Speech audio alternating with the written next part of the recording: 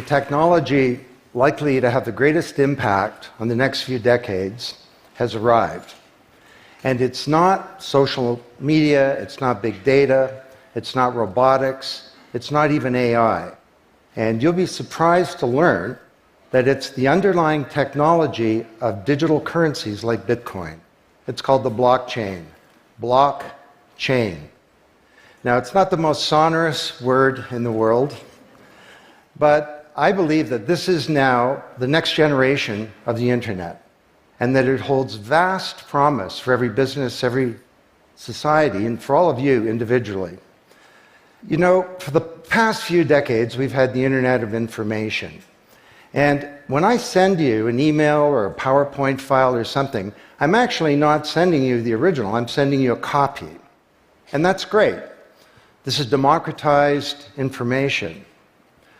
But when it comes to assets, things like money, financial assets like stocks and bonds, loyalty points, intellectual property, music, art, a vote, carbon credit, and other assets, sending you a copy is a really bad idea. If I send you $100, it's really important that I don't still have money and that I can't send it to you. So this has been called the double spend problem by cryptographers for a long time. So today, we rely entirely on big intermediaries, middlemen like banks, government, big social media companies, credit card companies, and so on, to establish trust in our economy. And these intermediaries perform all the business and transaction logic of every kind of commerce, from authentication, identification of people, through to clearing, settling, and record keeping. And overall, they do a pretty good job, but there are growing problems. To begin, they're centralized. That means that they can be hacked, and increasingly are. And JP Morgan, the US federal government, LinkedIn, Home Depot, and others found that out the hard way. They exclude billions of people from the global economy. For example, people who don't have enough money to have a bank account.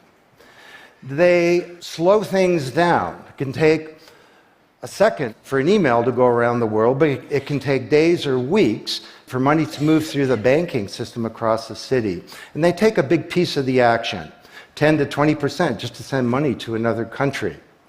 They capture our data, and that means that we can't monetize it or use it to better manage our lives. And our privacy is being undermined. And the biggest problem is that overall, they've appropriated the largesse of the digital age asymmetrically. And we have wealth creation, but we have growing social inequality. So what if there were not only an internet of information, what if there were an internet of value? Some kind of vast, global, distributed ledger running on millions of computers and available to everybody, and where every kind of asset, from money to music, could be stored, moved, transacted, exchanged, and managed, all without powerful intermediaries. What if there were a native medium for value? Well, in 2008, the financial industry crashed, and perhaps propitiously, an unknown or anonymous person or persons named Satoshi Nakamoto created a paper where he developed a protocol for a digital cash that used an underlying cryptocurrency called Bitcoin. And this cryptocurrency enabled people to establish trust and do transactions without a third party. And the seemingly simple act set off a spark that's ignited the world, that has everyone excited or terrified or otherwise interested in many places. Now, don't be confused about Bitcoin, okay? Bitcoin is an asset. It goes up and down, and that should be of interest to you if you're a speculator. More broadly, it's a cryptocurrency. It's not a fiat currency controlled by a nation state, and that's of greater interest. But the real pony here is the underlying technology. It's called blockchain. So, for the first time now in human history, people everywhere can trust each other and transact peer-to-peer. And trust is established not by some big institution, but by collaboration, by cryptography, and by some clever code.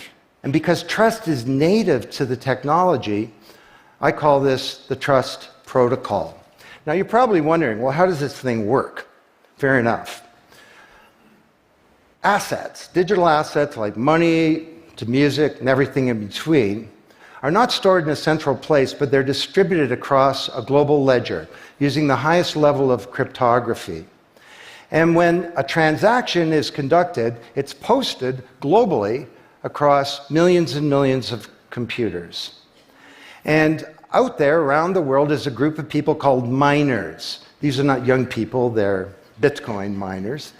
And they have massive computing power at their fingertips, 10 to 100 times bigger than all of Google worldwide. And these miners do a lot of work. And every 10 minutes, kind of like the heartbeat of a network, a block gets created that has all the transactions from the previous 10 minutes. And then the miners get to work trying to solve some tough problems. And they compete. And the first miner to find out the truth and to validate the block is rewarded in digital currency, in the case of the Bitcoin blockchain with Bitcoin. And then, this is the key part, that block is linked to the previous block and the previous block to create a chain of blocks, and everyone is time-stamped, kind of like with a digital wax seal. So if I wanted to go and hack a block and say, pay you and you with the same money, I'd have to hack that block, plus all the preceding blocks, the entire history of commerce on that blockchain, not just on one computer, but across millions of computers simultaneously, all using the highest levels of encryption in the light of the most powerful computing resource in the world that's watching me. Tough to do. And this is infinitely more secure than the computer systems that we have today. Blockchain, that's how it works. So the Bitcoin blockchain is just one. There are many. The Ethereum blockchain was developed by a Canadian named Vitalik Buterin. He's 19 years old. And this blockchain has some extraordinary capabilities. One of them is that you can build smart contracts. It's kind of what it sounds like. It's a contract that self-executes. And the contract handles the enforcement and the management, performance, and payment. The contract kind of has a bank account too, in a sense, of agreements between people. And today, on the Ethereum blockchain, there are projects underway to do everything from create a new replacement for the stock market to create a new model of democracy where politicians are accountable to citizens. So, to understand what a radical change this is going to bring, let's look at one industry, financial services. You recognize this? Rube Goldberg machine. It's a ridiculously complicated machine that does something really simple, like crack an egg or shut a door. Well, kind of reminds me of the financial services industry, honestly. I mean, you tap your card in the corner store and a bit stream goes through a dozen companies, and each with their own computer systems, some of them being 1970s mainframes, older than many of the people in this room. And 3 days later, a settlement occurs. Well, with a blockchain financial industry, there would be no settlement because the payment and the settlement is the same activity. It's just a change in the ledger. So Wall Street and all around the world, the financial industry is in a big upheaval about this, wondering, can we be replaced, or how do we embrace this technology for success? Now, why should you care? Well, let me describe some applications. Prosperity. The first era of the Internet of information, brought us wealth, but not shared prosperity, because social inequality is growing. And this is at the heart of all of the anger and extremism and protectionism and xenophobia and worse that we're seeing growing in the world today. Brexit being the most recent case. So, could we develop some new approaches to this problem of inequality? Because the only approach today is to redistribute wealth, tax people and spread it around more. Could we pre-distribute wealth? Could we change the way that wealth gets created in the first place by democratizing wealth creation, engaging more people in the economy, and in ensuring that they got fair compensation. Let me describe 5 ways that this can be done. Number 1, did you know that 70% of the people in the world who have land have a tenuous title to it? So you got a little farm in Honduras, some dictator comes to power. He says, I know you got a piece of paper that says you own your farm, but the government computer says my friend owns your farm. This happened on a mass scale in Honduras, and this problem exists everywhere. Hernando de Soto, the great Latin American economist, says this is the #1 issue in the world in terms of economic mobility, more important than having a bank account. Because if you don't have a valid title to your land, you can't borrow against it, and you can't plan for the future. So today, companies are working with governments to put land titles on a blockchain. And once it's there, this is immutable. You can't hack it. This creates the conditions for prosperity for potentially billions of people. Secondly, a lot of writers talk about Uber and Airbnb and TaskRabbit and Lyft and so on as part of the sharing economy. This is a very powerful idea that peers can come together and create and share wealth. My view is that these companies are not really sharing. In fact, they're successful precisely because they don't share. They aggregate services together and they sell them.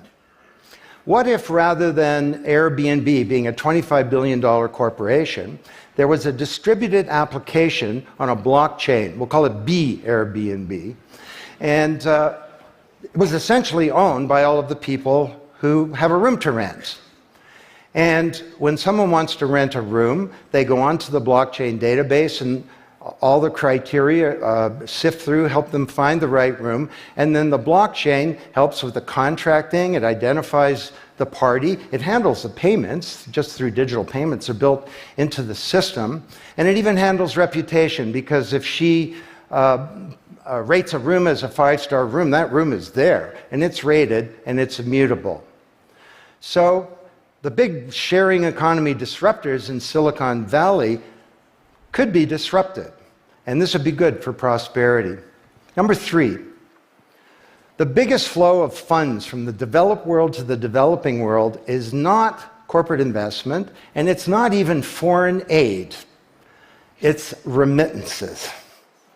This is the global diaspora, people who've left their ancestral lands, and they're sending money back to their families at home. This is $600 billion a year, and it's growing, and these people are getting ripped off. Annalie Domingo is a housekeeper, and she lives in Toronto, and every month she goes to the Western Union office with some cash to send her remittances to her mom in Manila. It costs her around 10%. The money takes 4 to 7 days to get there. Her mom never knows when it's going to arrive. It takes 5 hours out of her week to do this. 6 months ago, Annalie Domingo used a blockchain application called Abra. And from her mobile device, she said $300 went directly to her mom's mobile device without going through an intermediary. And then her mom looked at her mobile device, it's kind of like an Uber interface, there's Abra tellers moving around. She clicks on a teller that's a 5-star teller, he's 7 minutes away. The guy shows up at the door, gives her Filipino pesos, she puts them in her wallet. The whole thing took minutes, and it cost her 2%. This is a big opportunity for prosperity. Number 4, the most powerful asset of the digital age is data. And data is really a new asset class, maybe bigger than previous asset classes like land under the agrarian economy or an industrial plant, or even money. And all of you, we create this data, we create this asset. And we leave this trail of digital crumbs behind us as we go throughout life. And these crumbs are collected into a mirror image of you, the virtual you. And the virtual you may know more about you than you do, because you can't remember what you bought a year ago or said a year ago or your exact location a year ago. And the virtual you is not owned by you. That's the big problem. So today there are companies working to create an identity in a black box. The virtual you owned by you. And this black box moves around with you as you travel throughout the world, and it's very, very stingy. It only gives away the shred of information that's required to do something. A lot of transactions, the seller doesn't even need to know who you are. They just need to know that they got paid. And then this avatar is sweeping up all this data and enabling you to monetize it. And this is a wonderful thing, because it can also help us protect our privacy. And privacy is the foundation of a free society. Let's get this asset that we create back under our control, where we can own our own identity and manage it responsibly. Finally,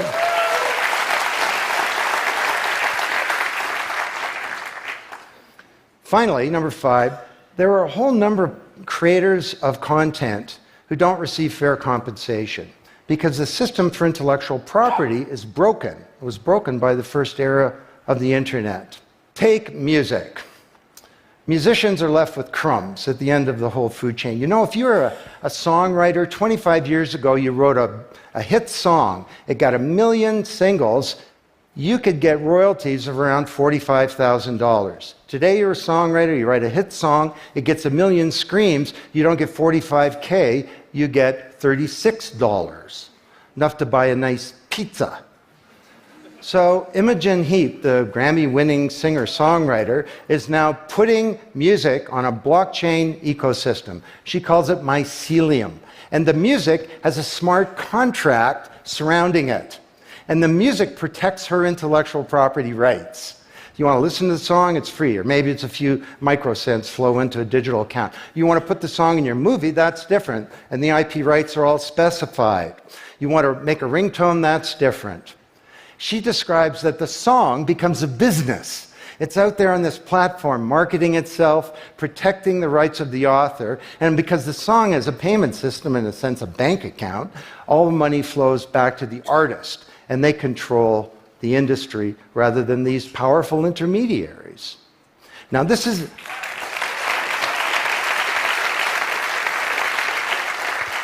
not just songwriters, it's any creator of content, like art, inventions, scientific discoveries, journalists. There are all kinds of people who don't get fair compensation, and with blockchains, they're going to be able to make it rain on the blockchain, and that's a wonderful thing.